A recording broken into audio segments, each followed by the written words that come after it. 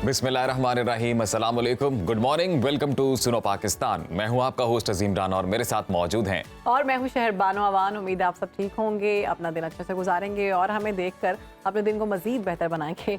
आज हम प्रोग्राम का आगाज़ करेंगे नबी करीम सल्लल्लाहु अलैहि वसल्लम की इस हदीस मुबारका से कि मुसलमान का भाई है, ना उस पर जुल्म करे, ना उस पर जुल्म होने दे, और जो अपने भाई की हाजत में रहेगा अल्लाह उसकी हाजत रवानी फरमाएगा, और जो किसी मुसलमान की कोई तकलीफ दूर करेगा अल्लाह ताला उसकी क़यामत की तकलीफ़ों में से कोई तकलीफ दूर करेगा। सुभान अल्लाह जी, माशाअल्लाह। बेहतरीन बात। और इस हदीस मुबारक में ये बात वाज़ेह तौर पर कही गई है कि एक मुसलमान किसी दूसरे मुसलमान पर जुल्म ना होने दे। आज जिस तरह इसराइल की तरफ से फ़लस्तीनियों पर जुल्म की इंतहा की जा रही है, मुसलमान होने के नाते इसको रोकना हम सब पर लाजिम है, हम सब पर फ़र्ज़ है।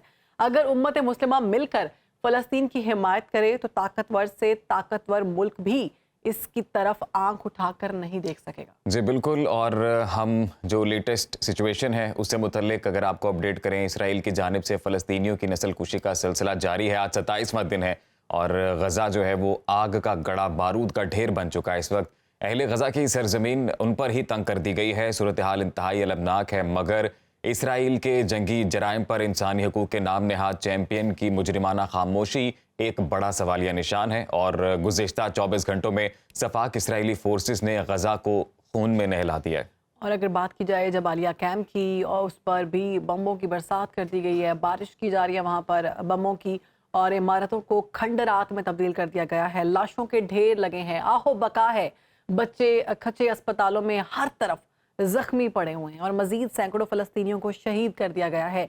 मगरबी किनारे में भी कार्रवाइयाँ तेज़ कर दी गई हैं, और जो स्टेन ग्रेनेड है उसके अलावा जहरीली आंसू गैस का बेदरेग इस्तेमाल किया जा रहा है। जनीन पनाह गजीन कैंप पर भी दावा बोला गया है, और अल-फतह के जो सेक्रेटरी जनरल हैं उनके बेटे समेत मुतअद्दिद अफराद को गिरफ्तार कर लिया गया है। जंगी तंजीमों की मुज़ाहमत से सहूनी फोर्सेस इस वक्त परेशान दिखाई देते हैं। शिमाली गजा में शदीद झड़पें जारी हैं। इसराइल की 4 फौजी गाड़ियां तबाह कर दी गई हैं। लेबनानी सरहद पर हिजबुल्लाह ने इसराइली ठिकानों पर ताबड़तोड़ हमले किए हैं। इसराइली आर्मी ने 14 अहलकारों की हलाकत की तस्दीक कर दी है। यमन की बाज़ तंजीमों ने भी इसराइल के खिलाफ जंग का ऐलान कर दिया है। फ़लस्तीनी नस्ल कुशी आलमी ज़मीर झंझोड़ने में मसरूफ़ है। बोलीविया ने इसराइल पर बर्बरियत जो इसराइल की जानिब से बर्बरियत की जा रही है एहतजाजन सिफारती ताल्लुकात मुनक़ता कर दिए हैं। दूसरी जानिब चिली ने भी अपना सिफारती अमला वापस बुला लिया है। और न्यूयॉर्क में अक़वाम मुत्तहिदा इंसानी हकूक़ के सरबराह ने इसराइली मज़ालिम पर अपने ओहदे से इस्तीफ़ा दे दिया है, और पाकिस्तानी सेनेट में फ़लस्तीनियों के हक़ और इसराइली जारहियत पर करारदाद मंजूर करते हुए फ़ौरी जंगबंदी का मुतालबा किया गया है। बहुत टेंस सिचुएशन है और मजीद हालात बद से बदतर होते वैसे हम लोगों ने जो लेटेस्ट सिचुएशन है वो अपने नाजरीन के साथ शेयर की है, कुछ फैक्ट्स आप तक पहुंचाए हैं। अभी रिसेंटली जो रेफ्यूजी कैंप है वहाँ पर भी बमबारी की गई है, और इंसानी हकूक़ की जो तंजीम है उनकी जानिब से बशमूल फ्रांस की जो गवर्नमेंट है उनकी जानिब से भी शदीद मजम्मत की गई है इस सारे अमल की। इसी तमाम तर सूरत हाल पर बात करने के लिए हमारे साथ मौजूद हैं दिफाई तज्ज़ियाकार ब्रिगेडियर वकार हसन खान साहब। वेलकम टू सुनो पाकिस्तान सर। फ़लस्तीनियों को गज़ा से सहराए सीना की तरफ बेदखल करने की जो कोशिशें हैं वो जारी हैं। रफ़ा क्रॉसिंग से भी फ़लस्तीनियों का इनखला शुरू हो गया है। क्या ये ग्रेटर इजराइल मंसूबे का शाखसाना तो नहीं? एज इन दिफाई तज्ज़ियाकार ये सारी सिचुएशन को आप कैसे देख रहे हैं? जी थैंक यू वेरी मच। सुनो, असल में जो पॉलिसी है ये बड़ी कंसिस्टेंट रही है इसराइल की, और ये वन ऑड इंसिडेंट नहीं है। चूँकि आजकल we live in a very fast environment, media की at time people tend to forget history क्या है। 1948 से एक पॉलिसी लाई गई थी जब बिन गोरिया इनका पहला प्रेसिडेंट था, नोइंग फुली वेल कि इन्होंने ज़मीनों पे कब्ज़ा किया है और इनको इम्प्रिजन किया हुआ है। So this was called the divide policy, जो हमने सुना कि काफ़ी सारे प्रोग्राम में डिस्कस किए। नाजरीन के लिए सिर्फ इसको मैं रिव्यू कर रहा हूँ जी। उसमें यही था कि फ़लस्तीनियों को बेसिकली घास की तरह ट्रीट किया जाता है। सो जिस तरह लॉन मोइंग की जाती है इस तरीके से इनकी नस्लों को आप कह लें, एक बड़ा सख्त लफ्ज़ है दाइवा, और दैट्स हाउ दे ट्रीट। ये डिक्लेयर्ड पॉलिसी है।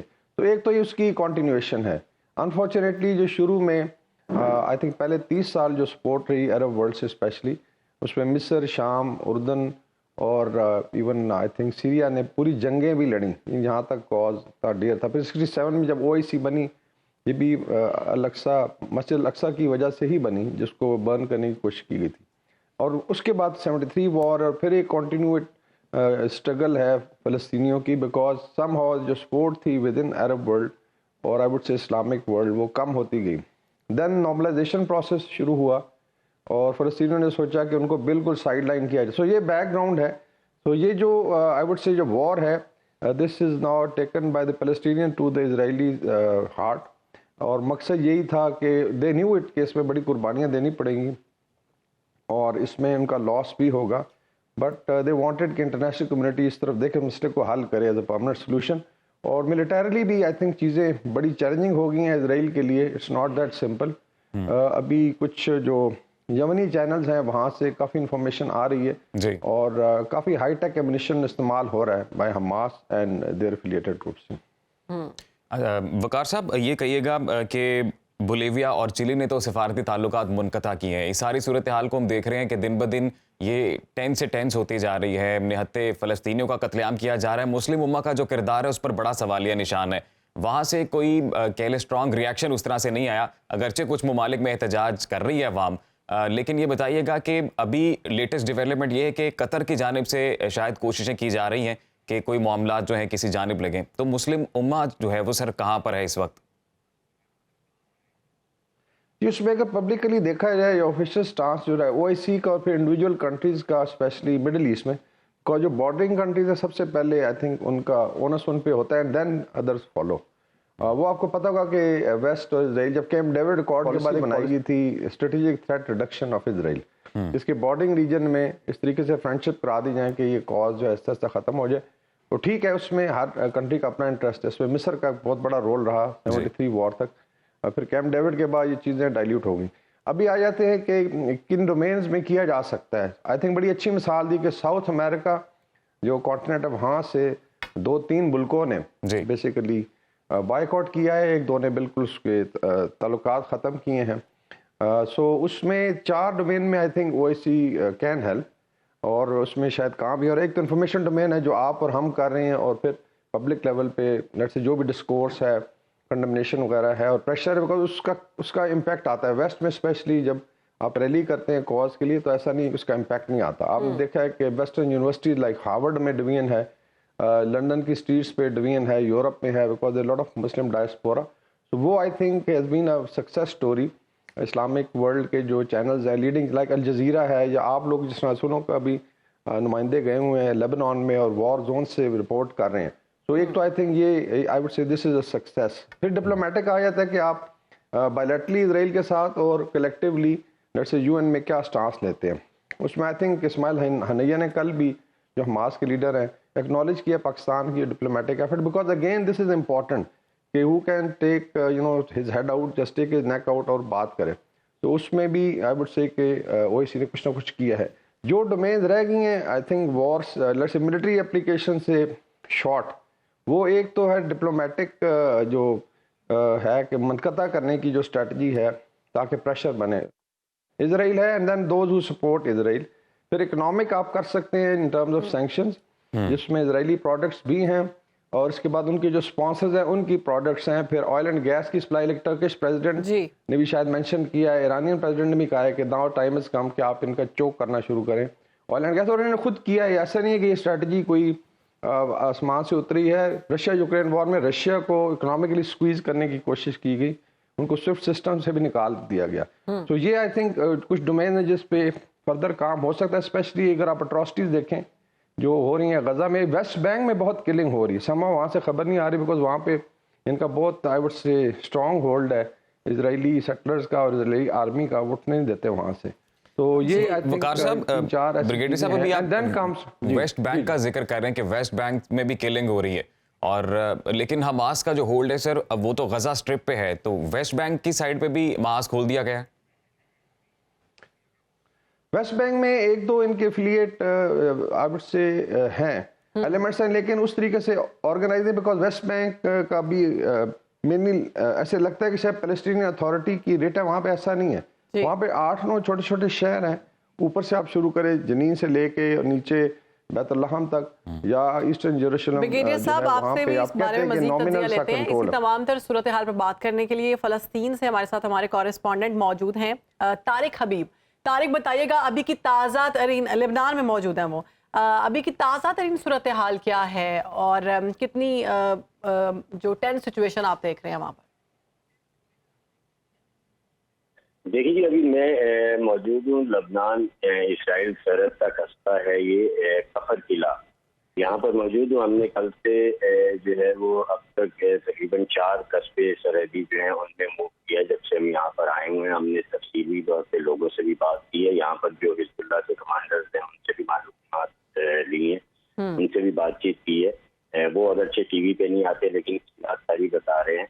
और हमास के लोगों से हमारी बात हुई है, जहाज इस्लामी के लोगों से जो गजा में एक्टिव है उनसे हमारी बात हुई है। सुनो टीवी ये सारे इंटरव्यूज भी चला चुके हैं और सारी मालूमात दे चुके हैं। देखिए तफसीलात यहाँ पर ये है कि लबनान में एक जंग की भरपूर तैयारी जारी है। बल्कि मैं आपको ब्रीफिंग आपसे इस प्रोग्राम से दे दूँ कि लबनान की वजारत सेहत ने नोटिफिकेशन जारी किया है जिसमें अस्पतालों को हिदायत की गई है कि वो डिजास्टर प्लान तैयार करें और साथ ही जो है वो उनको कहा गया है कि इमरजेंसी नाफिज कर दी गई है हॉस्पिटल्स में और हाई अलर्ट पे कर दिया गया है। तिब्बी अमले की छुट्टियां मनसूख कर दी गई हैं और अमले को कहा गया है कि वो अपनी हाजिरी को यकीनी बनाएं, हॉस्पिटल्स में रहें और हॉस्पिटल्स को मेडिकल और तमाम सहूलियात जो उनके पास है वसाइल वो अस्पताल में रखने की हिदायत की गई है।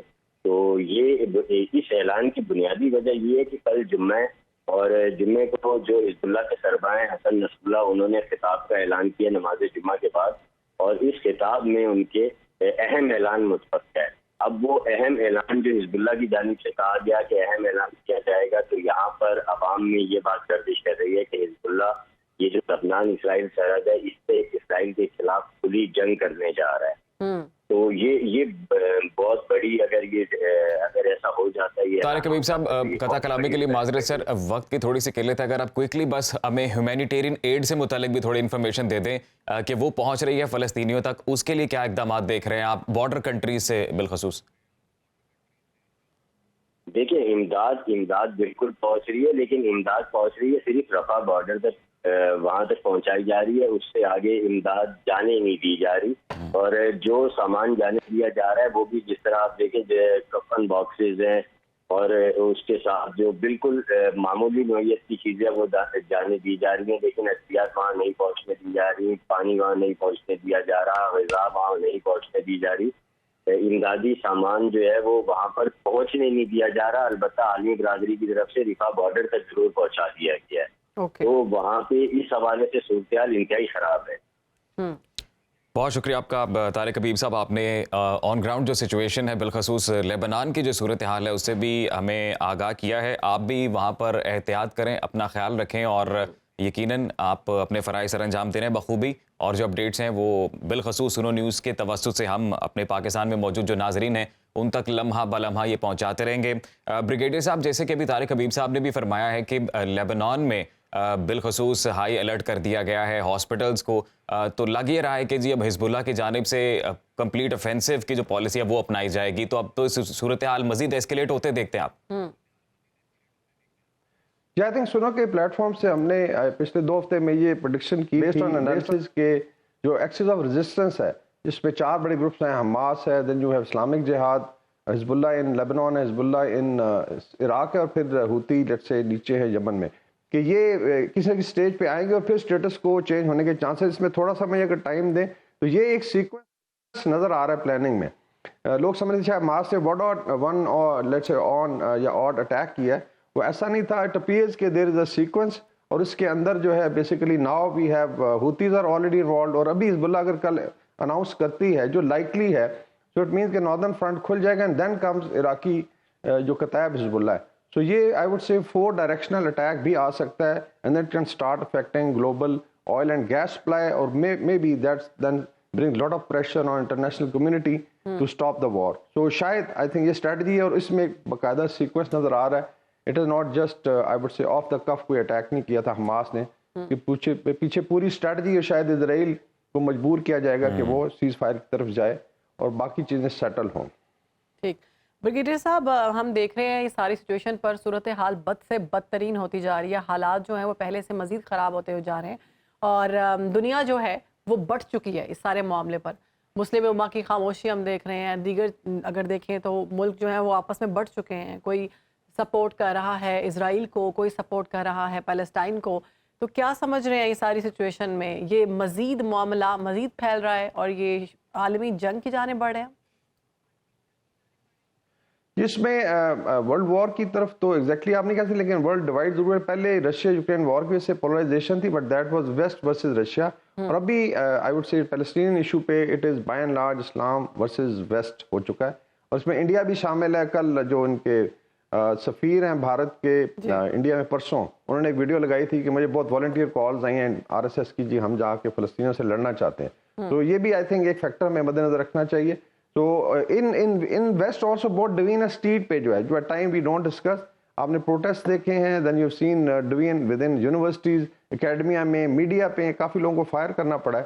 लाइक सीएनबीसी ने 3 जो मुस्लिम एंकर्स थे उनको हटा दिया। तो that's a kind of pressure. अभी एक और भी एक इन्फॉर्मेशन डोमेन में दे वांट कि जी अब चुप कर जाएं। लाइक इजरायली डिफेंस मिनिस्टर कहता है जी कि आप सपोर्ट ना करें, आप कोई वीडियो ना लगाएं, लेकिन आई थिंक इस दौर में इस चीज को नहीं रोका जा सकता। तो लड़ाई जो है उससे हर स्ट्रीट में हो रही है, कई जगह इंफॉर्मेशन डोमेन में है, कई जगह प्रोटेस्ट की सूरत में है, और मिडिल ईस्ट में now it is becoming a military fight. Brigadier साहब, एक और अहम नुक्ता सर ये कि हमास रहनुमा हैं अबू मरजूक, उन्होंने कहा है कि जी जो अरब ममालिक हैं वो अहले गजा के कत्लेआम में शरीक हैं। ये इल्ज़ाम उनकी जानिब से लगाया गया है, तो ये इल्ज़ाम कितना दुरुस्त है?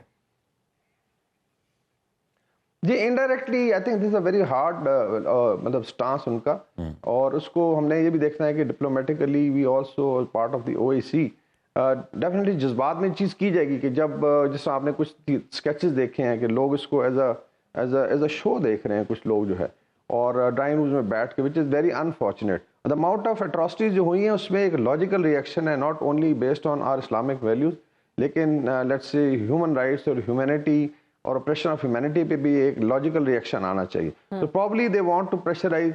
स्ट्रीट पे ऑलरेडी प्रेशर है, आप देख लें ओमान में जो उर्दन का कैपिटल है अमान, उसके बाद आप आ जाए मिस्र में, समहाउ गल्फ स्टेट में जो कि ज़्यादा प्रोटेस्ट की इजाज़त नहीं है, लेकिन एक सेंटिमेंट है अवाम में, और जो हुक्मरान I don't think so they can let's say while away या उसको डिफ्लेक्ट। ब्रिगेडियर साहब, इस सारी सिचुएशन पे सर आप जो वेस्टर्न मीडिया है बिलखसूस, उसका किरदार किस तरह से देखते हैं? बिकॉज इंसानी हकूक़ की जिस तरह से खुल्लम खुल्ला खिलाफ वर्जियाँ की जा रही हैं, वॉर क्राइम किया जा रहा है बाकायदा तौर पर, लेकिन इसके बावजूद वन साइड पिक्चर जो है वो दिखाना, ये जस्टिफाइड है?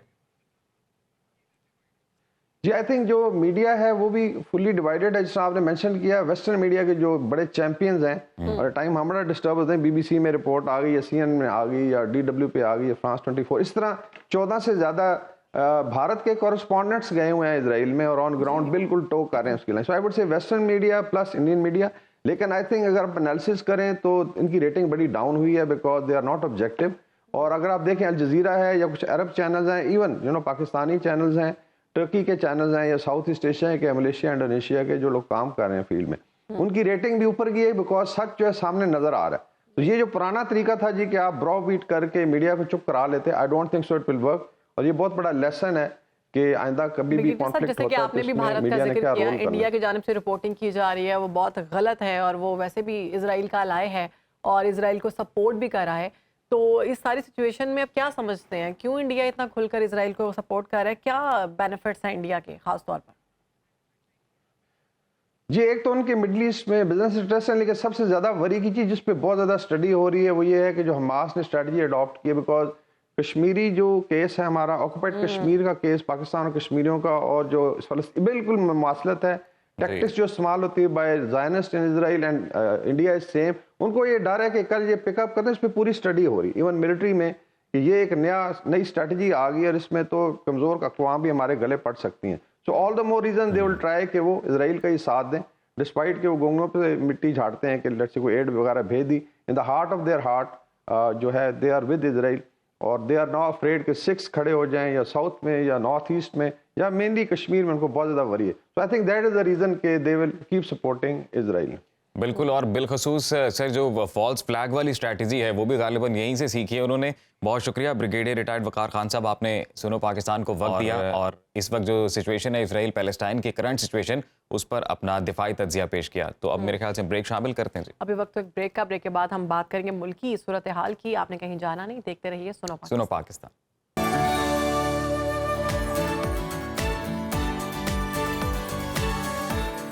वेलकम बैक सुनो पाकिस्तान। प्रोग्राम में आगे बढ़ेंगे और बात करेंगे सियासत की। तो सियासी माहौल में तेजी देखने में आ रही है। आहिस्ता आहिस्ता इंतखाबी सरगर्मियां बढ़ने लगी हैं। नून लीग ने अपनी इंतखाबी मुहिम का आगाज कर दिया है और नई सफबंदी के लिए मुलाकातों और जोड़ तोड़ का सिलसिला तो शुरू हो चुका है।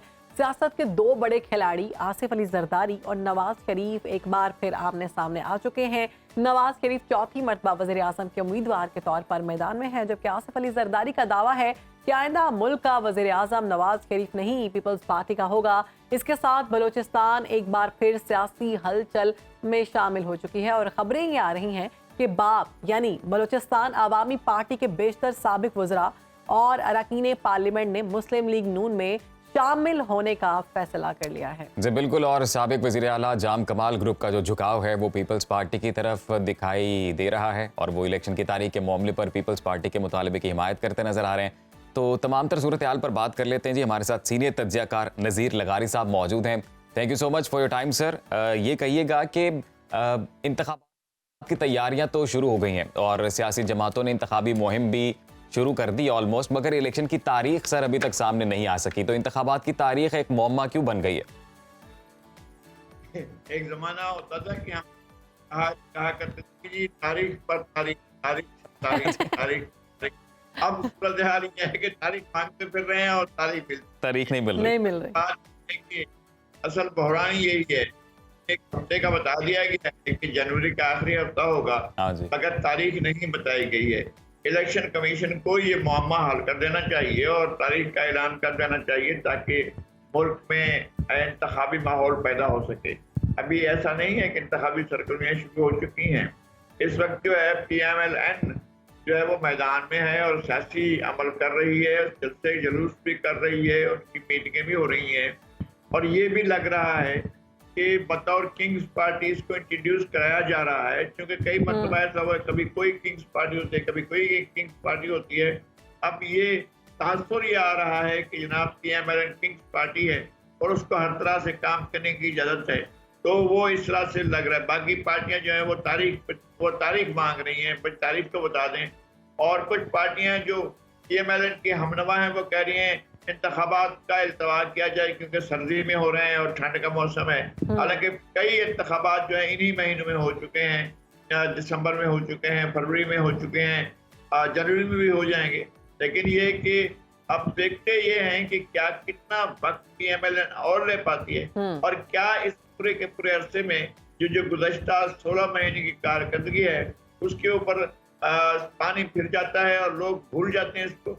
तो देखें इंतखाबी माहौल में क्या बनता है। बिल्कुल नज़ीर साहब, एक बार फिर सियासत के दो बड़े खिलाड़ी जो हैं वो मैदान में आ गए हैं। नून लीग का दावा है कि नवाज शरीफ चौथी मरतबा वज़ीर आज़म बनेंगे, जबकि आसिफ अली जरदारी साहब कहते हैं नहीं वज़ीर आज़म जो है वो पीपल्स पार्टी का ही होगा। तो जो हम ग्राउंड सिचुएशन देख रहे हैं, जिस तरह आपने भी कहा कि किंग पार्टी बनाया जा रहा है नून लीग को, ऐसी सूरत में क्या समझते हैं किसका वज़ीर आज़म होगा? क्योंकि नवाज शरीफ के बारे में ये भी कहा जा रहा है कि ये लाडला प्लस हैं और PMLN ने अपनी इंतखाबी मुहिम का आगाज भी कर दिया। एक्शन मेगा हुई है। अगर इनको कोई लिख कर दे दिया गया है कि जी आप ही वज़ीर आज़म होंगे, मुझे नहीं मालूम, कभी कोई लिख कर भी देता है, कभी कोई इस तरह की यकीन दहानी कराता है। अगर उनको कह दिया गया है कि आप वज़ीर आज़म हैं तो फिर अवाम का इस सारे अमल में शरीक होना उसके क्या मायने होंगे? अवाम तो वैसे इस तरह सूरत हाल को नहीं समझ पा रहे हैं और वो सियासी अमल में इंतखाबी अमल में क्यों जाएंगे? फिर आपका टर्न आउट क्या बनेगा? फिर क्या अपना आसमान से लोग आएंगे जो आकर वोट डालेंगे या कब्रों में से उठ कर आएंगे और वोट डालेंगे? नहीं, वोटर कहाँ से आएगा? जब वोटर को ये यकीन होगा कि हामी को या मुखालिफ जो भी होगा कि जी फलां साहब जो है वज़ीर आज़म हो रहे हैं, तो लोग क्यों घरों से निकलेंगे वोट देने के लिए? जी हम कुछ भी कर रहे हैं, हम वोट दें न दें, वो तो वज़ीर आज़म बन ही जाना है। तो ये तासुर जो है नज़ीर साहब, ये जो किंग पार्टी का तासुर दिया जा रहा है, क्या ये दुरुस्त है? खासतौर पर अवाम के लिए नहीं है, दुरुस्त नहीं है। सर ये इसी सवाल को कैरी करना चाहता हूँ मैं लगारी साहब कि ये बताइएगा, जैसे आपने भी बोला कि हमारी सियासत हमेशा से एक दायरे में ही घूमती है, हर बार हम देखते हैं कि कोई ना कोई पार्टी जो होती है उसका ये तासुर रहता है कि वो किंग्स पार्टी है। तो इस बार जब चौथी बार कह रहे हैं कि जी नवाज शरीफ वज़ीर आज़म बनेंगे, PMLN ये कह रही है, तो PMLN के लिए किंग्स पार्टी का तासुर जो अवाम में जाएगा वो उससे कोई नुकसान होगा, कोई फ़ायदा होगा? नहीं, मेरे ख्याल में इस बार कुछ बहुत ज्यादा फायदा नहीं हो रहा है और खुद PMLN को भी बहुत ज्यादा फायदा नहीं होगा। PMLN का वोट एक्टिवेट जो हो रहा है, अगर वो एहतजाज की सतह पर होता तो शायद एक्टिवेट होता। अगर उसने आराम करना है कि भी हमारे बंदे ने आ जाना है, तो फिर वो वोट एक्टिवेट नहीं होगा, वो उसका इजहार नहीं करेगा, वो जल्द से जल्द उसमें भी शायद नहीं जाएगा कि कोई क्या जरूरत है, वो तो ऐसे ही आ रहे हैं। ये एक तासुर होगा, लेकिन ये तासुर वो नहीं हो सकता है कि भी एब्सोल्यूट मेजॉरिटी लेकर वो जो है आ जाए इक़्तिदार के अंदर। एक लूली लंगड़ी पार्लियामेंट बनेगी, उसके अंदर बहुत ही कम मार्जिन से पार्टियों के पास सीटें होंगी। PMLN जितनी सीटें गुज़श्ता इलेक्शन में लिए थे 2018 में, उतनी सीटें नहीं ले पाएगी, ये मेरी प्रेडिक्शन है। इतनी सीटें भी नहीं ले पाएगी, उन्हें दूसरी पार्टियों के साथ इत्तेहाद करना पड़ेगा और हो सकता है कि इनकी और पीपल्स पार्टी की सीटें बराबर हों, 19-20 हों, 7-7। फिर इसके बाद क्या फैसला करते हैं लगारी साहब, सर कि आप किस तरह से जब इंतखाबात होते हैं तो सियासी जमातों का इत्तेहाद बनता देखते हैं? पीपल्स पार्टी PTI का कोई इत्तेहाद होता नजर आता है, इस्तेहकाम पार्टी PMLN का, बाप पार्टी का, इस तरह से कोई इत्तेहाद होता नजर आता है? एक तो ये कि इलेक्शन से पहले इत्तेहाद की बात नहीं की जा सकती है। PMLN ने मुस्तरद कर दिया था, उनको अपने साथ शामिल करने से इनकार कर दिया था इस्तेहकाम पाकिस्तान पार्टी के लोगों को, और वो तो चाहते थे कि वो जाकर PMLN में शामिल हो जाए, लेकिन PMLN के अंदर एक रेजिस्टेंस मौजूद थी कि जनाब जिन लोगों के साथ हम बैठ नहीं सकते हैं उनको हम टिकट कैसे देंगे, और हमारे कौन से उम्मीदवारों को अपनी जगह छोड़कर इनके लिए टिकट जो है इनकी जगह छोड़नी पड़ेगी। तो ये PMLN के अंदर एक झगड़ा चल रहा था, वो इनके शामिल होने के हक में नहीं थे, और अगर वो लड़कर इनके सामने या इनके लोगों को हरा कर इनकी सीटों पर आ जाते हैं तो फिर उनकी क्या पोजीशन होगी कि वो उनके साथ बैठ सकेंगे, दोस्ती कर सकेंगे और इक़्तिदार के लिए ऐसे खेल खेला जा सकेगा। वज़ीर साहब, पिछले PDM के जो 16 महीने थे जी, PDM के जो 16 महीने थे उनमें तो हमने बड़ा इत्तेहाद देखा। अब हम देख रहे हैं कि इख्तिलाफात का सिलसिला शुरू हो गया। क्या वजह है? अब ऐसा क्या हो गया है कि आपस में ही हम फट पड़े हैं, पीपल्स पार्टी और नून लीग, और इत्तेहाद हमें होता हुआ दिखाई नहीं दे रहा, बल्कि हमें PTI की तरफ इत्तेहाद दिखाई दे रहा है पीपल्स पार्टी का। और उसके साथ अगर हम बात करें लेवल प्लेइंग फील्ड की, तो पहले हम नून लीग की जानिब से ये सुनते थे कि लेवल प्लेइंग फील्ड नहीं है, और अब अगर देखें तो PTI और पीपल्स पार्टी का ये कहना है कि लेवल प्लेइंग फील्ड नहीं है। तो ये सिलसिला कब तक चलता रहेगा? एक पार्टी जो है वो किंग पार्टी के तौर पर ऊपर आएगी, बाकी वही रोएंगे कि लेवल प्लेइंग फील्ड नहीं है। आखिर हो क्या रहा है? अगर PTI बतौर जमात, अगर PTI के चेयरमैन जेल में बैठे हैं, थाने में बैठे हैं, किसी जगह में बैठे हैं, वो अपनी जगह से अगर 9 मई के इक़दामात की मज़म्मत नहीं करते, अगर उससे लाताल्लुकी का ऐलान नहीं, लाताल्लुकी तो ये उनकी तरफ से हो चुका है, ये उससे माजरत नहीं करते हैं और वो सियासी अमल में एक क्लीन तौर पर नहीं आते हैं, और इस जो अटैक थे, हमले थे 9 मई के, उससे दस्तबरदार नहीं होते हैं, तो मेरा नहीं ख्याल है कि पीपल्स पार्टी उसके साथ इत्तेहाद करने जाएगी। पीपल्स पार्टी को PTI से हाथ मिलाएगी जिसके ऊपर 9 मई का मलबा ना रखा हो, और जो 9 मई के कयामत खेज जो सूरत हाल पैदा हुई थी उससे इनकार ना करे। PTI के चेयरमैन उसकी जब तक मजम्मत नहीं करते, और वो ये अगर वो कहें कि जी अगर मेरी तरफ से हुआ है तो मैं माजरत खाऊं, अगर ऐसी सूरत हाल पैदा नहीं होती है तो मेरा नहीं ख्याल है कि पीपल्स पार्टी PTI के साथ या PTI के मौजूदा चेयरमैन के साथ वो जाएगी, और उनके साथ जाना बहुत बड़ा मसला होगा। पीपल्स पार्टी अलहदा रहकर अपने तौर पर किरदार अदा करना चाहेगी। पीपल्स पार्टी साबिक वजीर आजम और PTI के चेयरमैन के साथ बैठना ठीक नहीं समझेगी, क्योंकि 9 मई के उसके माजी को वो भूल सकते हैं। जो कुछ होता रहा इनके साथ, जेलों में रहे, जरदारी साहब जेलों में रहे, उनकी हमशीरा जज जेलों में रही, उनकी पार्टी के लोग खुर्शीद शाह जेलों में रहे, शजील मेमन जेलों में रहे, ये सब जेलों में रहे, इनको नजरअंदाज कर सकते हैं, भूल सकते हैं, लेकिन वो 9 मई के मामले में एक क्लियर चीज मांगेंगे कि जनाब आप ये बताएं कि ये सारे के सारे मामले की आप मजम्मत करें, उस सैलाजगी का ऐलान करें, तभी हम आपके साथ बैठ सकते हैं। बहुत शुक्रिया नज़ीर लखारी साहब, आपने सुनो पाकिस्तान को वक्त दिया और ओवरऑल जो पॉलिटिकल सिचुएशन है अपना पॉलिटिकल एनालिसिस पेश किया। तो नाज़रीन यहाँ पर शामिल करेंगे ब्रेक, आप कहीं मत जाइएगा, मजीद दिलचस्प स्टोरीज आपके लिए लेकर आएंगे ब्रेक के बाद। तो देखते रहिए सुनो पाकिस्तान।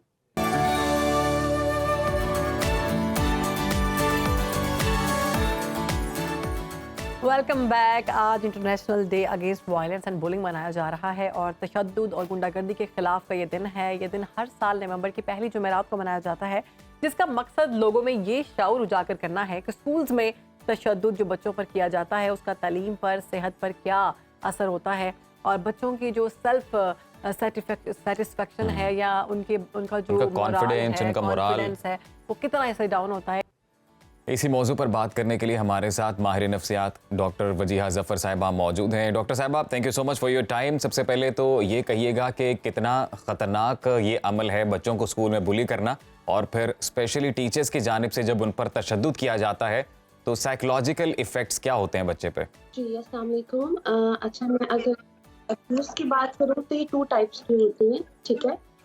जिसमें एक तरफ टीचर जो है वायलेंस करते हैं और अब्यूज़ करते हैं फिजिकली, इमोशनली अगर हम बात करें, और एक तरफ अगर हम बात करें तो पीयर ग्रुप की बात करें, ठीक है। पीयर ग्रुप भी इसमें इन्वॉल्व होता है। अब इसमें क्या है कि अगर हम टीचर की बुलिंग की बात करें तो टीचर जो है कंपैरिजन कर रहे होते हैं, बच्चे को पनिशमेंट दे रहे होते हैं, बहुत ज़्यादा प्रेशर दे रहे होते हैं, बहुत ज़्यादा बच्चे की ओवरऑल जो है बात करें तो उसकी पर्सनालिटी के जो है ना उसको अंडरस्टैंड नहीं कर रहे होते।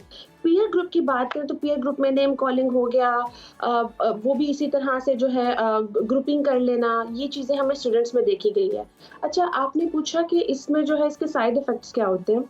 तो साइड इफ़ेक्ट्स देखिए, सबसे इम्पॉर्टेंट चीज़ जो है, एक मैं हमेशा वर्ड यूज़ करती हूँ, एक होता है अब्यूज़र का माइंडसेट और एक होता है जो विक्टिम माइंडसेट होता है। अब जो अब्यूज़ कर रहा होता है ना उसका अपना एक माइंडसेट होता है, उसकी अपनी पर्सनालिटी के इश्यूज होते हैं, राइट। चाहे वो टीचर हो, टीचर की अगर अपनी अच्छी पर्सनालिटी होगी, स्ट्रॉन्ग पर्सनालिटी होगी, तो वो कभी भी जो है अपने स्टूडेंट को जो है बुली नहीं करेगा, और करेगा भी तो उस चीज़ को रियलाइज करेगा कि मैंने इस बच्चे के साथ गलत किया, उसके बिहेवियर से उसको आइडिया हो जाएगा, इवन कि खुद उसके अंदर वो गिल्ट आएगा, ठीक है। लेकिन जो प्योर अब्यूजर के माइंडसेट्स होते हैं वो डैमेज पर्सनालिटीज होती हैं। वो एक्चुअली होता क्या है कि उनकी अपने सप्रेस्ड एंगर होते हैं, उनकी अपनी जो है इमोशनल नीड सप्रेस होती हैं, तो वो सेटिस्फेक्शन के लिए दूसरे को जो है विक्टिम बना लेते हैं। सो विक्टिम माइंडसेट की बात करें, विक्टिम माइंडसेट आपने पूछा कि इसके इफेक्ट क्या होते हैं। अब जिसको बुली किया जा रहा है उसकी अपनी पर्सनालिटी कैसे बनेगी? नंबर 1, उसकी सबसे इंपॉर्टेंट चीज उसकी पर्सनालिटी डैमेज होना शुरू होगी बच्चे की, क्योंकि टीचर अथॉरिटी में है और वो बच्चा जो है उनकी हर चीज को जो उसको एक्सेप्ट करना है, तो उसको ये चीज पेरेंट्स भी कहेंगे नहीं, टीचर जो है वो ऑब्वियसली वो आपका अच्छा सोच रही है, अच्छा सोच रहा है, इसलिए कह रहे हैं। अब उसका विक्टिम माइंडसेट बनना शुरू हो जाएगा, नोबडी अंडरस्टैंड्स मी। उसकी पर्सनालिटी में कोपिंग मैकेनिज्म एस्केप आना शुरू होगा, वो एस्केप करना शुरू कर देगा, कोई भी स्ट्रेस आएगा वो छुपना शुरू कर देगा, कॉन्फ्लिक्ट रेजोल्यूशन उसका नहीं बनेगा, फिर इसके अंदर अपना एक पैसिव एग्रेशन बनना शुरू होगा, उसके लिए पैसिवली वो एंगर होना शुरू हो जाएगा, चिड़चिड़ापन होगा, पुअर परफॉर्मेंस एकेडेमिया में होगी, सोशलाइजेशन उसको करने नहीं आएगी। And the most important thing जो मेरे पास अडल्ट्स आते हैं वो ये कंप्लेन करते हैं कि वो ट्रस्ट नहीं कर पा रहे, उनके अंदर ट्रस्ट इश्यूज बिल्ड हो गए, क्योंकि क्लास में टीचर ने जो है, अगर जिस पे ट्रस्ट करते हैं आप, टीचर ने या पेरेंट्स पे ट्रस्ट करते हैं आप, तो जब ये 2 आइडेंटिटीज से आपका ट्रस्ट उठता है तो लाइफ में मैंने बहुत प्रॉब्लम्स देखी हैं ट्रस्ट इश्यूज के हवाले से। ठीक है, ट्रस्ट ब्रेक होता है तो फिर भी जो है इमोशनल डैमेज होता है। इमोशनल बुलिंग की अगर बात की जाए तो ये कितना मुतासर करता है एक बच्चे के जहन को। दूसरा, सेल्फ कॉन्फिडेंस कितना ख़राब होता है जब आपको बुली किया जाता है, चाहे वो आपकी टीचर की जानिब से किया जाए, चाहे आपके क्लास फेलोज की जानिब से किया जाए, या फिर आपकी फैमिली में से कोई शख्स अगर आपको बुली करता है, तो ऐसी सूरत में पेरेंट्स की क्या जिम्मेदारी है, ये इसके बारे में क्या करना होगा? अच्छा, एक इम्पॉर्टेंट चीज कि पेरेंट्स को मैं हमेशा कहती हूँ अपने बच्चे के लिए ना एक सेफ स्पेस रखें। हमारे यहाँ क्या है कि बच्चे को उसके मामू, ताया, फूफो, हर रिश्तेदार जो है ना वो समझा भी रहा होता है और बुली भी कर सकता है, ठीक है। मैं रिश्तेदार की भी बात करूंगी, मैं टीचर की भी बात करूंगी। पेरेंट्स टीचर को कह देते हैं कि इसको तो आपने सख्ती से हैंडल करना है, ये हमसे नहीं हैंडल होता। अब मैं उस बच्चे की बात करी जो 5-6 साल से ही चीजें सुनता आ रहा है, इवन कि मेरे पास 30 साल के अडल्ट्स आते हैं, लिटरली 30 साल के, जो ये कहते हैं कि हमें हमारे पेरेंट्स ही नहीं समझ रहे। अब हाँ ये जी। बुलिंग ही है जब उस बच्चे को जो है ये कहा जा रहा है तुमने तो जिंदगी में कुछ किया ही नहीं है, तुम्हें तो पढ़ाई में भी धक्के दे के अब माँ जो है पढ़ा और अपनी दूसरों की स्कूल, मिसालें देना कि ये उस बच्चे चीजें को उसकी देखो, नफ्सियात को ये सही सॉरी है क्या? दूसरे बच्चों की मिसालें देना, वो बच्चा बहुत अच्छा पढ़ता है, वो बच्चा देखो कितना अच्छा काम करता है। देखिए कभी कभी पेरेंट्स जो है ना कह देते हैं बच्चों को, ठीक है, लेकिन ये कंटिन्यूअसली कहना यहाँ तक कि उसको पनिशमेंट फील हो, उसको एक टारगेट फील हो, ऐसे ऐसे नहीं, ठीक है, बिकॉज वो जब टारगेटेड फील करेगा ना तो वो रिवेंज फॉर्म में आ जाएगा। देखिए बच्चे को हमें टफ टाइम देना पड़ता है, ठीक है, लाइफ में अगर उसको हाई परफॉर्मेंस में हाई अचीवर करना है ना तो डेफिनेटली, वैसे मैं परमिसिव पेरेंटिंग की भी कुछ प्रोग्राम से बात करती हूँ कि वो अच्छी पेरेंटिंग में से नहीं शुमार होती है, रिसर्च भी कहती है, बट इसका मतलब ये नहीं है कि आप बच्चे को कंपैरिजन में लग जाएं, आप बच्चे को टारगेट करने लग जाएं।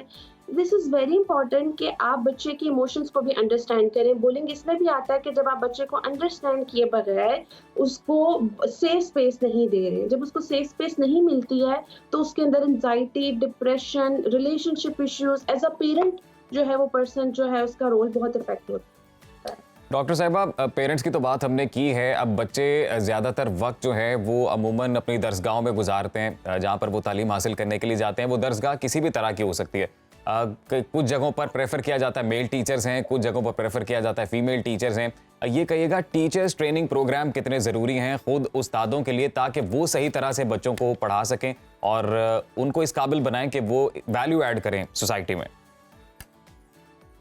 Oh, this is very important. This is so very important. Unfortunately, बहुत सारे schools हैं जो हम साइकोलॉजिस्ट को इनवाइट भी करते हैं, बट फ्रेंकली टेलिंग यू, मैंने एक चीज नोट किया, वो सिर्फ एक ना, आई एम सॉरी टू से, बट वो खाना पूरी होती है। देखिए पर्सनालिटी डेवलप करने के लिए आपको बहुत, देखिए आप एक जो टीचर है उसकी पर्सनालिटी बनी हुई है, सो एक टीचर को खुद भी अवेयर होना जरूरी है बहुत ज्यादा, बिकॉज देखिए इश्यूज बीइंग, हम अगर मिडिल ईस्ट की बात करें, ठीक है, अगर हम बात करें एशियन उसमें, तो ऑब्वियसली हम सबके एनवायरनमेंट में कुछ ना कुछ टॉक्सिक चीजें चल रही होती हैं, हम बहुत सारी चीजों से सरवाइव कर रहे होते हैं, सफर कर रहे होते हैं, बट बहुत इंपॉर्टेंट है कि हम लोग इस चीज को चेक एंड बैलेंस में रखें कि हमारी वजह से हमारे इर्द गिर्द के लोग मुतासिर ना हो, स्पेशली बच्चे।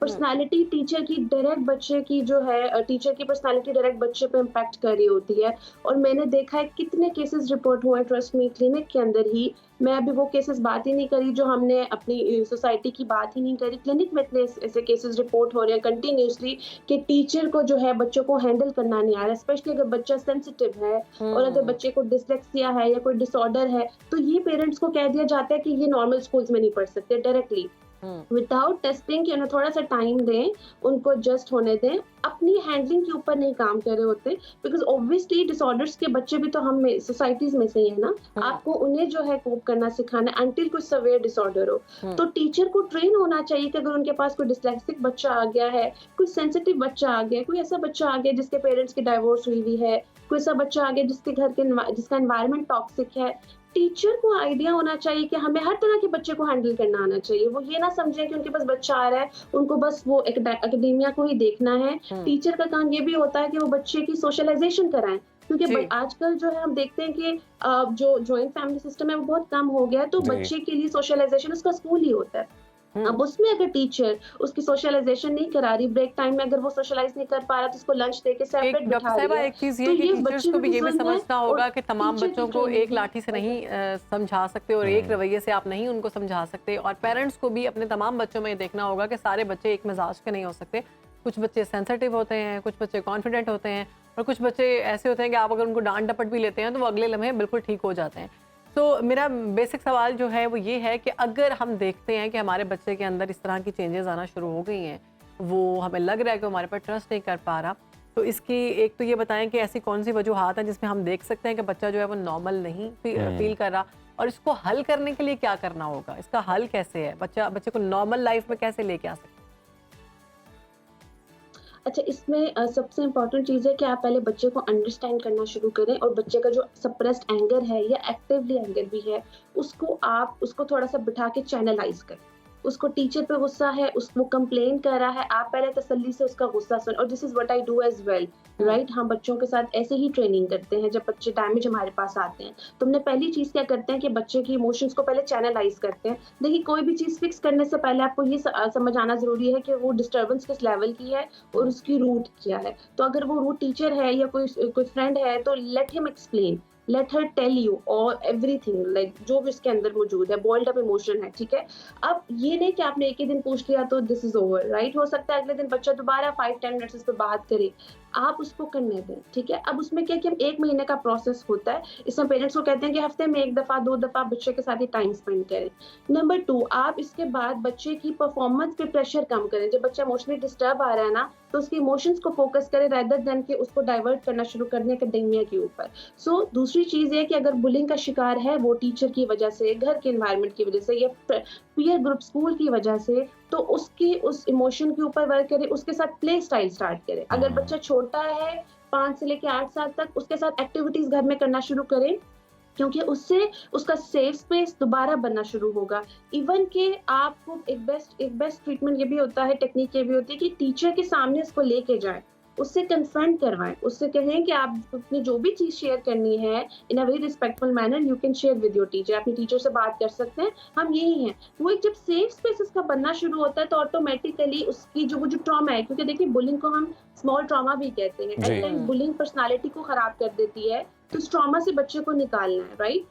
इसमें बिल्कुल बड़ा ज़रूरी मैसेज आपने दिया डॉक्टर साहिबा कि इन बच्चों को ट्रॉमा से निकालना है और उसके लिए सबसे बुनियादी जिम्मेदारी टीचर्स के साथ साथ खुद पेरेंट्स पर है। बहुत शुक्रिया आपके वक्त का, आपने अहम मौजू के ऊपर अपना टाइम निकाला सुनो पाकिस्तान को वक्त, और जो इस सारी सूरत हाल का लुब्बे लुबाब है। वैसे तो ये बहुत ही वास्ट टॉपिक है, इसके लिए कोई एक सेगमेंट इनफ नहीं है, इसके लिए प्रॉपर शोज चाहिए बात करने के लिए। लेकिन जो चीज़ हेल्प आउट कर सकती है, जो बुनियादी नुक्ता है, वो ये है कि हम सबको बोलने से पहले सुनने की आदत डालनी चाहिए और आप अपने बच्चों को सुनना शुरू करें कि वो बच्चे क्या कह रहे हैं। आधे से ज्यादा मसाइल वहीं पे हल हो जाए। और इसके साथ साथ अपने बच्चों को वक्त दें, बच्चों को वक्त दें, उनसे प्यार करें, उनको इत्तेमाद मिले, उनका ट्रस्ट ब्रेक मत करें।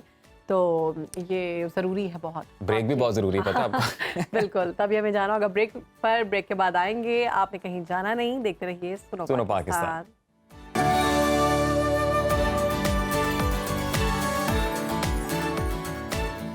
Welcome back after the break. नाजरीन, हमने सोचा अब आपका मूड थोड़ा सा लाइट करते हैं। सुबह से बड़ी संजीदा गुफ्तगू कर ली है और मैं भी परेशान हो गया हूँ, शहरबानो भी परेशान हो गई है। हम ब्रेक में तो थोड़ा शुगर लगाए रहे थे, तो हमने कहा थोड़ा सिचुएशन डिफ्यूज करें, टेंशन डिफ्यूज करें थोड़ी। तो शोबिस की दुनिया से खबर है जी कि पाकिस्तान शोबिस इंडस्ट्री में मुश्तरका प्रोडक्शन की रिवायत अब जोर पकड़ती जा रही है। पाकिस्तान और तुर्किया भी मुश्तरका तौर पर कई ड्रामे बना रहा है। हाल ही में तुर्किया और पाकिस्तान के निजी प्रोडक्शन हाउसेज के इश्तराक से बनाया जाने वाला तारीखी ड्रामा सलाहुद्दीन अयूबी का ट्रेलर जारी कर दिया गया है, लेकिन हैरानकुन तौर पर इसमें किसी पाकिस्तानी अदाकार की झलक नहीं दिखाई गई। ट्रेलर में बैतुल मक़दस, यरूशलेम और उस पर मुसल्लत होने वाली जंगों से मुतल्लिक किरदारों को बात करते दिखाया गया है। ये ट्रेलर तुर्किया के चैनल TRT के इंस्टाग्राम पेज पर शेयर किया गया है, जिसमें सलाहुद्दीन अयूबी का मरकजी किरदार निभाने वाले अदाकार अगूर गनीश को सलीबियों से जंग करते दिखाया गया है। और इससे कबल ये खबरें गर्दिश कर रही थीं कि सलाहुद्दीन अयूबी में तुर्की और पाकिस्तान के अदाकार मुश्तरका तौर पर एक्शन में होंगे और हम देखेंगे।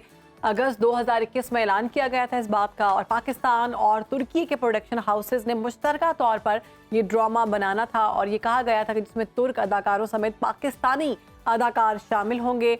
जनवरी 2022 में खबर सामने आई थी ये, और ड्रामा सीरियल सुल्तान सलाहुद्दीन अयूबी की कास्ट के लिए लाहौर में 6000 अफराद ने ऑडिशंस दिए थे, जिनमें से चंद अदाकारों को शॉर्टलिस्ट भी किया गया। अगस्त 2022 में प्रोड्यूसर्स की जानिब से बताया गया कि ड्रामे के लिए तुर्की में सेट तैयार हो चुका हुआ है, जो सेट है वो लग चुका है और अयूबी सल्तनत के बानी सुल्तान जो सुल्तान थे सलाहुद्दीन अयूबी, उन्होंने सलीबियों को शिकस्त दी थी और 1187 में 9 दिहाइयों बाद मुसलमानों के किबला अव्वल यानी बैतुल मक़दस को दोबारा आज़ाद कराया गया था। तो जी बेस्ट ऑफ लक इस ड्रामा के लिए। बड़ी बेहतरीन ड्रामा सीरीज होने वाली है ये। गूज़बम्स आते हैं जब भी देखते हैं इसको। वैसे सलाहुद्दीन अयूबी का एक छोटा सा किरदार दिखने में मिला था। एक बड़ी शानदार मूवी है किंगडम ऑफ हेवन, तो अगर टाइम मिले तो जो मूवीज़ के शौकीन अफराद हैं वो ज़रूर देखें, मज़ा आएगा। और बड़ा जोशो वलवला हासिल हुआ है इसका ट्रेलर देखकर, और पूरी जो सीरीज़ होगी, मूवी होगी, उसमें क्या कुछ होगा। पाकिस्तानियों को पता नहीं क्यों इसमें से हटाया गया, या फिर पता नहीं उसको अंदर थे भी या नहीं थे, इसकी टेक्निक समझ नहीं आई। तो टेक्निक से मुझे याद आया कि टेक्नोलॉजी की दुनिया से भी एक खबर है, वो भी शेयर कर लेते हैं। जब भी कोई नई टेक्नोलॉजी आती है तो इस तक रसाई के लिए सारिफीन को मुख्तलिफ तरीक़ों से मतवज्जो किया जाता है, और जब वो उसका आदी हो जाता है तो ऐसी शराइत आयद कर दी जाती हैं जिसमें उन्हें माली परेशानियों का सामना होता है। तो ऐसी ही सूरत हाल अब फेसबुक और इंस्टाग्राम सारिफीन को भी दरपेश हैं। यही वजह है कि दोनों प्लेटफॉर्म्स पर इश्तिहारात हटाने के लिए लॉन्च की जाने वाली नई पेड सर्विस पर शदीद रद्द-ए-अमल का इजहार किया गया है। दोनों सोशल मीडिया प्लेटफॉर्म्स की मालिक कंपनी मेटा के मुताबिक कंपनी की जानिब से सब्सक्रिप्शन ऑप्शन की लॉन्च यूरोपीय यूनियन के कवायद व ज़वाबित पर अमल दरामद की पेश नज़र की गई है। नई तब्दीली के बाद करोड़ों सारिफीन को प्लेटफॉर्म के मुतालिक फैसला करना होगा कि आया वो ऐप इश्तिहारात के साथ इस्तेमाल करना चाहेंगे या फिर इश्तिहारात को हटाने के लिए मुआवजा देना पड़ेगा। जी बिल्कुल। और ये जो सोशल मीडिया प्लेटफॉर्म्स हैं, मेरे ख्याल से तो ये एक तरह से ड्रग की तरह काम करते हैं। जब आपको इसकी आदत पड़ जाती है तो फिर इनसे जान छुड़ाना बहुत मुश्किल हो जाता है। खेलना जानते हैं। हाँ जी बिल्कुल। और जैसे हम लोगों से रहा नहीं जाता, कुछ सेकंड्स के बाद फौरी तौर पर हम सब अपनी प्रोफाइल्स पे जाते हैं चेक करने के लिए जी कि क्या अपडेट्स हैं, तो फिर ऑब्वियसली साइकोलॉजिकल इफेक्ट तो आना है फिर इस सारी सूरत हाल का। तो अब वो नाजरीन के वो सारफीन जो ये चाहते हैं कि उनका जो इंस्टाग्राम या फेसबुक अकाउंट है उस पर कोई ऐड ना आए तो उनको पैसे देने पड़ेंगे जी। और अगर इन पैसों का हम जिक्र करें, अपने नाजरीन तक थोड़े से रेट भी शेयर करते हैं कि जो माहाना सब्सक्रिप्शन पैकेज है उसमें जो वेब सारफीन है वो $10.57, जबकि iOS और एंड्रॉयड सारफीन को $13.75 अदा करने पड़ेंगे या सालाना। ऑब्वियसली सब्सक्रिप्शन इज मंथली ना, तो मंथली बुनियादों पर आपको इतने जो पैसे हैं वो अदा करने पड़ेंगे। अगर आप चाहते हैं कि जी आपका जो अकाउंट है उसके ऊपर कोई फजूल सा ऐड ना शो हो जाए। कि अभी तक तो इंस्टाग्राम और फेसबुक को इसलिए ज्यादा पसंद किया जा रहा है, एड्स नहीं थे और आप आसानी से आप स्क्रॉल करते हैं और आपको चीजें सामने आ जाती हैं। फेसबुक पे तो एड्स आना शुरू हो चुके हैं। वैसे उन लोगों को ज्यादा परेशान होना चाहिए कि जिनके फॉलोअर्स ज्यादा हैं, क्योंकि उनके पेजेस ही होते हैं जो ज्यादातर कहीं मेरी तरफ तो उनके पेजेस ही ज्यादातर हिट लिस्ट पे होते हैं, क्योंकि जाहिर है जिनके फॉलोअर्स ज्यादा हैं फिर वहीं पर ऑडियंस ज्यादा है। लेकिन पाकिस्तान में तो इंस्टाग्राम और फेसबुक जो है वो पैसे भी आपको नहीं दे रहा, मोनेटाइज नहीं कर रहा। फिलहाल अभी तक पाकिस्तान में ये ऑप्शन नहीं आया। दुआ करते हैं कि पाकिस्तान में इंस्टाग्राम की जानिब से, अगर वो मोनेटाइज करके पैसे नहीं दे रहे, पैसे ले तो रहे हैं ना। हाँ पैसे ले रहे हैं, तो पाकिस्तान में आई थिंक पैसे लेंगे भी नहीं। पाकिस्तान से फिर पैसे लेने भी नहीं चाहिए, क्योंकि पाकिस्तान को अभी तक मोनेटाइजेशन का जो है वो नहीं सिस्टम दिया गया, और ना ही इंस्टाग्राम पे ना ही फेसबुक पे और यूट्यूब पे हम देखते हैं कि एड्स आते हैं और एड्स को हम स्किप कर लेते हैं। तो आई थिंक कुछ ऐसा ही होगा, कोई 2, 4, 5 सेकंड्स का, कि उसको करने के बाद हमें स्किप करना पड़ेगा। स्किप से याद आया कि हम ब्रेक को स्किप नहीं कर सकते, बिल्कुल, और अभी हमें ब्रेक लेना हो गया। आप कहीं मत जाइएगा, देखते रहिए सुनो पाकिस्तान।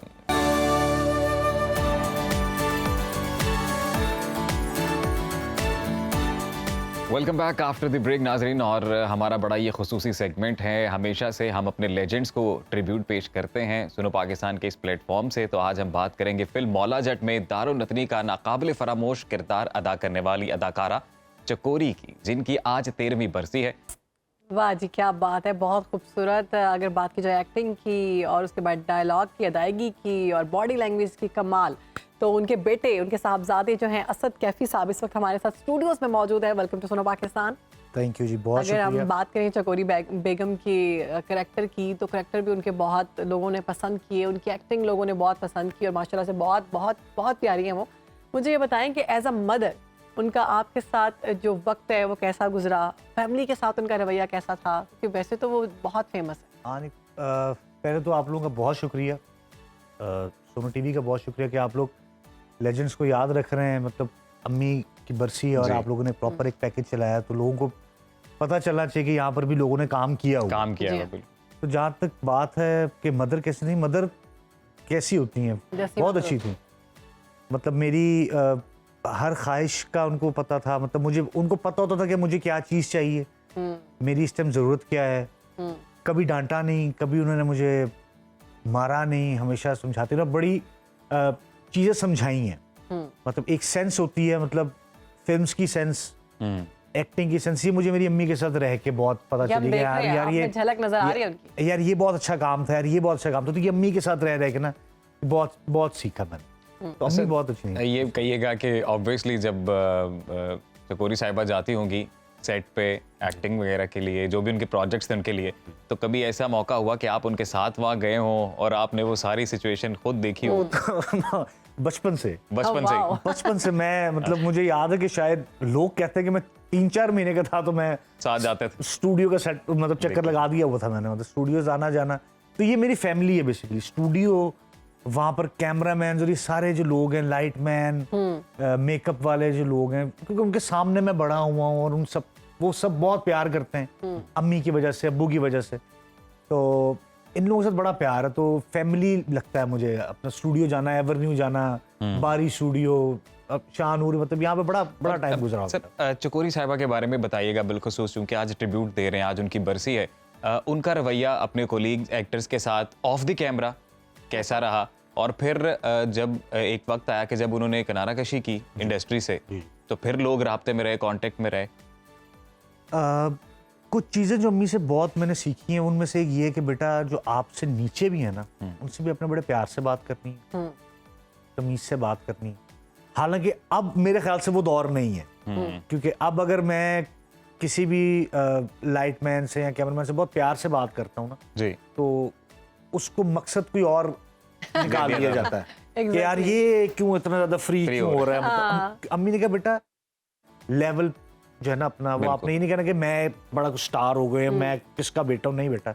आपने जमीन नीचे से ग्रो करके ऊपर, और नीचे से आप जब ग्रो करते हैं तो आप देर तक रहते हैं, डाउन टू अर्थ। यही है कि मैं आज भी, मतलब मेरी डायरेक्टर के साथ भी उसी तरह दोस्ती होगी, तो मेरी चाय पिलाने वाला के साथ भी हमने देखा है जब आप एंटर हुए हैं तो आपने पूरी टीम को किस तरह से वो, क्योंकि यहाँ पर कुछ 2-3 लोग हैं, उन्होंने भी आपका खुशामदीद किया और आपने भी उनको मिलके बड़ा खुशी से इजहार किया। वो ना करते मेरा खुशामदीद, उनको पता है इसके बाप बहनों के साथ क्या करनी। तो आपकी मदर का अम्मी का ये है कि जी जब अम्मी ने किनारा कशी कर ली, हज करके आई, तो हज के बाद अम्मी ने कहा बेटा बस अब मैं काम शाम अब नहीं कर रही। तो फिर उसके बाद होता ये था कि जो अम्मी के पुराने जो पुलिस से बाहर हैं, आंटी बाहर हैं, उसके बाद आंटी नाजली थी, दुर्दाना रहमान जो हैं, वो अम्मी से आके अक्सर मिलती थी, चली जाती थी। अम्मी निशो बेगम है जैसे, उनके साथ अम्मी की बड़ी सी दोस्ती थी। तो ये वो लोग थे कि जिनके साथ अम्मी रहना बड़ा पसंद करती थी कि यार मैं इनके पास बैठी हूँ, फिल्मों की बातें हो गई, पुराना टाइम याद कर लिया, अच्छे गाने सुन लिए, चलो भी चले वापस। अब तो ये बड़ा अच्छा टाइम गुजरता था, अम्मी को लोग बड़ा प्यार करते थे। अच्छा असद, इसमें तो कोई शक नहीं कि लोगों ने उनको बहुत प्यार किया और आज भी प्यार कर रहे हैं, और हम भी उनके फैंस में से हैं। जो उनका किरदार था मौला चट में, वो हमने अब देखा कि जब दोबारा वो अब उमायमा ने उसको निभाया, कैसा लगा? बहुत अच्छा लगा। मुझसे ये 3-4 लोगों ने सवाल किया कि यार आपको, वो चाह रहे थे कि मैं कोई ऐसी कोई बात करूंगा कि मसाला मैं झूठ नहीं बोलता, मुझे सिर्फ इतना है कि जैसे उस दौर में जब अम्मी ने ये रोल किया था तो सबने कहा था कि जी इससे अच्छा कोई नहीं कर सकता। तो मैं ये समझता हूँ कि आज के दौर में मेरी मुलाकात नहीं हुई उमायमा जो उनसे, तो मैं चाहूँगा अगर मैं जब भी उनसे मिलूँ या ये मेरा मैसेज उन तक पहुँचेगा, मुझे आपका काम देख के बहुत अच्छा लगा। आपसे अच्छा ये रोल इस वक्त कोई नहीं कर सकता, क्योंकि आपने उसको बहुत अच्छा कैरी किया है, आपने बहुत अच्छा कैरी किया और आपने बताया है कि आप एक बहुत अच्छी एक्ट्रेस है। अगर अम्मी भी होती तो अम्मी उनको अप्रिशिएट ही करती, उन्होंने बहुत अच्छा काम। अच्छा असद, ये भी बताइएगा कि आपने ऑब्वियसली मैम की सारी मूवीज देखी होंगी? नहीं। और अच्छा, सारी मूवीज नहीं देखी आपने? क्यों? अच्छा, मैं बोर हो जाता था। वो क्योंकि वो टाइम था कि छोटे हम लोग देखते थे, अब यहाँ पर हम पड़ोसी देश कह सकते हैं, हम इंडिया कह सकता हूँ, बॉलीवुड। मैं बॉलीवुड का ना मतलब ये था कि मुझे फखर नहीं है ये कहते हुए, लेकिन उस वक्त सब लोग देखते थे, फिल्म बफ जिसे कहते हैं ना, वो मैं वही हूँ। बॉलीवुड की फिल्म्स का मुझसे कुछ भी पूछ सकते हैं। ये मतलब हमारी फिल्म्स मैंने देखी हैं बट बहुत कम देखी थी।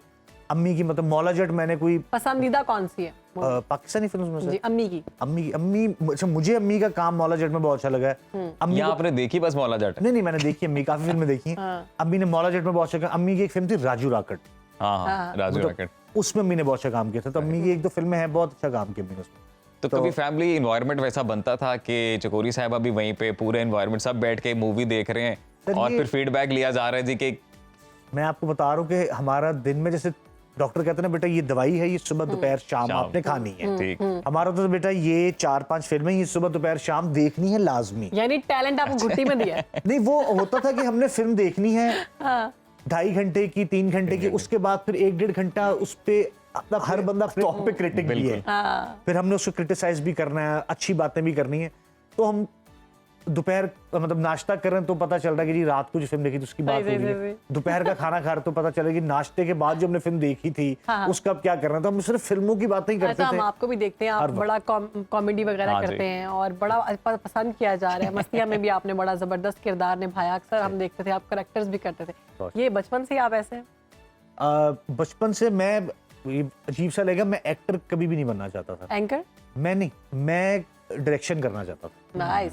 मैं फिल्म डायरेक्ट करना चाहता था, स्टोरीज लिखना चाहता था, मैं एक्टिंग कभी भी नहीं करना चाहता था क्योंकि मुझे लगता था कि मैं बहुत तो ये इसका मतलब इनहेरिटेड है, आप एवं ही आपके अंदर फन पैक आ गया, ह्यूमर। नहीं, वो क्योंकि देख देख के बहुत ऐसे ज्यादा ही हर वक्त ये चीजें देखी हैं तो पता चल गया कि हाँ यार मुझे फिक्रे याद हो जाते हैं, मुझे फिक्रे याद हो जाते हैं, डायलॉग्स याद हो जाते हैं। तो हमारे यहाँ पर टीवी का ये होता है कि यार उसको कास्ट कर लो, उसको डायलॉग्स बड़े अच्छे याद हो जाते हैं। अच्छा। ठीक है, तो वो ये होता था, मतलब मैं कोई ऐसे एक्टर नहीं कि आप कह सकते हैं कि अच्छा जी साहब, कथा कलामी के लिए माजरत, हमारे पास वक्त की बहुत किल्लत है सर, क्योंकि कोई बात आज चकोरी साहिबा की बरसी है तो हम चाहेंगे कि आप ही हमारे व्यूवर्स को कोई एक अच्छा सा पॉजिटिव मैसेज उनके चाहने वालों को दे दें। पॉजिटिव पैगाम सर, सब बहुत समझदार लोग हैं, उनको पता है मैं क्या क्या- करना है। मैं क्या कह सकता हूँ, बाकी ये कि जी जो आपके बड़े हैं उनका ख्याल रखें, जो चले गए हैं उनके लिए दुआ कर दिया करें क्योंकि आप सिर्फ दुआ ही दे सकते हैं और उनको कुछ नहीं चाहिए होता, थोड़ी सी केयर किया करें। और बाकी माशाल्लाह तुसी सारे बहुत समझदार, तो पता है की करना है की नहीं करना। तो खुश रहें भाई, इजी रहें, पॉजिटिव रहें बस। वेरी नाइस, बहुत अच्छा मैसेज आपने दिया कि खुश रहें और खुश रहने दें और अपने बड़ों का ख्याल रखें। ये तो बहुत अच्छा मैसेज है। तो इसी मैसेज के साथ अभी हमें लेने पड़ेगी ब्रेक के बाद इंशाल्लाह हाजिर होंगे। आपने कहीं जाना नहीं, देखते रहिए सुनो पाकिस्तान। सुनो पाकिस्तान।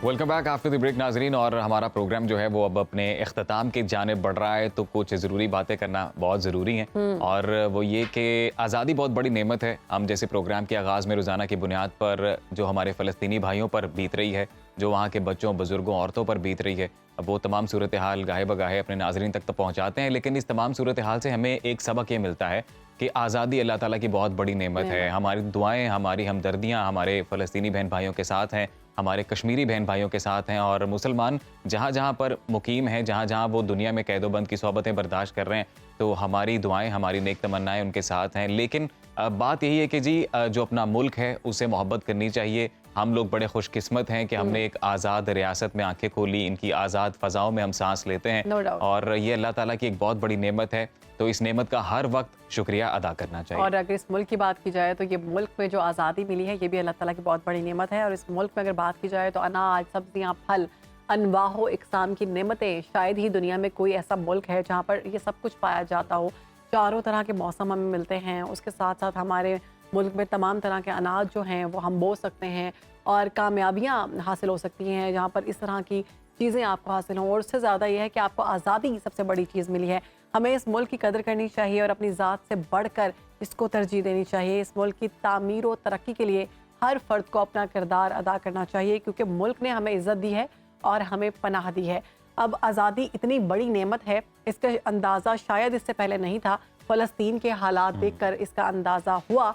और कदर करें अपने मुल्क की, अपने मुल्क से प्यार करें, क्योंकि अगर आप अपने मुल्क से प्यार करेंगे तो आपके मामलात खुद ही बेहतर वैसे होते चैन चलेंगे। बानो, यहाँ पर ये बात जानना और इस बात को हमेशा से याद रखना इंतहाई ज़रूरी है कि जी हम दुनिया में कहीं भी चले जाएं, हम पहले पाकिस्तानी हैं।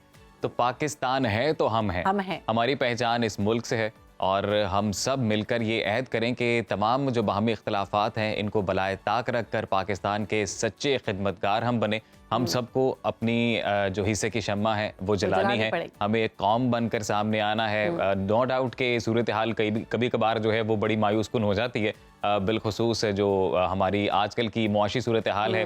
हम चूँकि नौजवान जो तबका है उससे रोज़ाना की बुनियाद पर इंटरेक्ट भी करते हैं, वहाँ पर एक मायूसी हमें नज़र आती है, लेकिन मायूसी कुफर है। और मुसलमान होने के नाते हमें इस बात पर यकीन रखना है, भरोसा रखना है कि हर आने वाला दिन और इस बात की तो होगा। बिल्कुल जी। और हालात सब हमेशा एक जैसा नहीं रहते। कहते हैं कि हालात सदा एक जैसे नहीं होंगे। वक्त की अच्छी बात यह है कि वक्त गुजर जाता है। तो अगर अच्छा है तो वो गुजर गया, बुरा है तो वो भी गुजर जाएगा। तो आपने रखना है अपना ख्याल, क्योंकि हमारे प्रोग्राम का वक्त हुआ है ख़त्म। उम्मीद करते हैं कि आपको हमारा आज का प्रोग्राम पसंद आया होगा।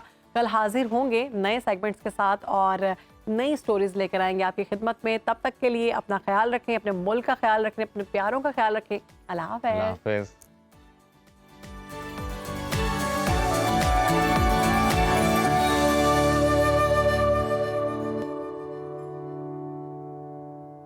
आप कहीं भी हो, वक्त कोई भी हो, बाखबर रहिए दुनिया के हालात व वाक़यात से।